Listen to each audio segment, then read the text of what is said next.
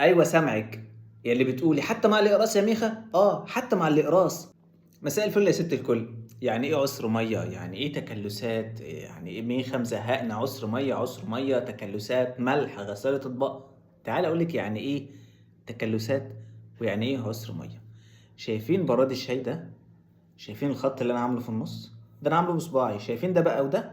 دي التكلسات اللي في الميه. ده انا في شقة المصيف لمدة اسبوع بالظبط بعمل فيه شاي. حوالي ربع لتر مية بحطه على النار. شايفين المية عملت فيه ايه؟ دي مية شرب عادية ومن فلتر كمان.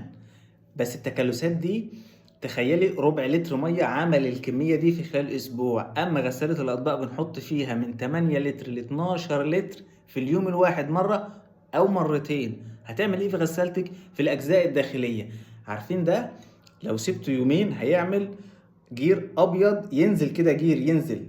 يعني لو خبطت عليه هتلاقي جير ابيض بينزل كده. ده اللي بينزل على اجزاء الغسالة الداخلية عندك، وده اللي على المدى سنة ورا التانية بيبوظ غسالتك. غسالتك تبقى شغالة تماما ولكن فجأة تقولي ما بتنضفش.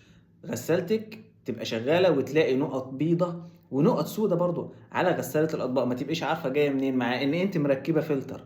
طيب هنا ده انا عملته بس لمجرد ان انا عملته بصباعي كده طلع. طب غسالة الأطباق الأجزاء الداخلية انا هنضفها ازاي؟ الملح. الملح يا ست الكل هي اللي هتنظف غسالتك. الملح هو اللي هيقاوم التكلسات والمواد اللي في الميه وتفضل الاجزاء الداخليه نظيفه. الملح لا غنى عنه. ايوه سامعك.